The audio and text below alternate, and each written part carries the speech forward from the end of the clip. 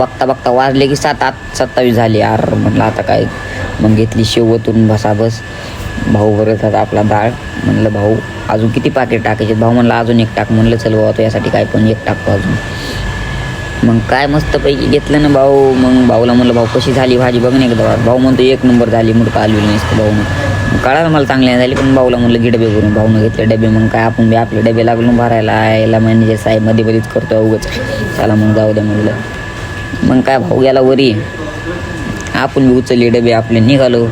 बसलो अंकलच्या गाडीवर. मग काय विषय काय आपल्याकडे. मग काय अंकल मस्तपैकी आपल्याला भिजवून येऊन सोडलं अंकल ना. अंकल गेला अंकलच्या वाटाला. मग चला म्हणलं आपण बी आपल्या वाटाला. मग काय आलू छातावर डबे बिबे टेकले मस्तपैकी एकदम चिलमध्ये.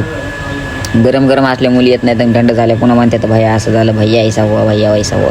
सर असू दे आता, त्यांचा ते प्रॉब्लेम, आपला प्रॉब्लेम काय. आपले डबे ठेवायचे इथं, आपल्या मागं काम आहे मारण्याचं अजून.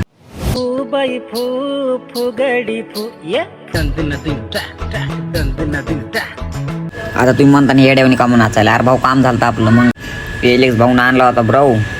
काय स्वप्नील भाऊ त्यात गाठला. मग आपण तर बेनं वरीच बसलात भाऊ. मग काय स्वप्नील भाऊचा विषय नाही.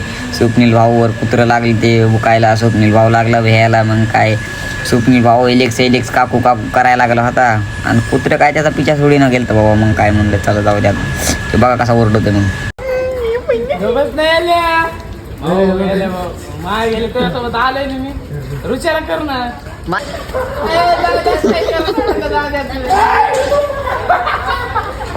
तर ह्यांचं चलत राहीन. तुम्हाला सांगा कसा वाटला आपला ब्लॉग. चांगला वाटला असला तर लाईक करा, कमेंट करा, शेअर करा आणि विषय इथं संपवा. जय हिंद, जय महाराष्ट्र.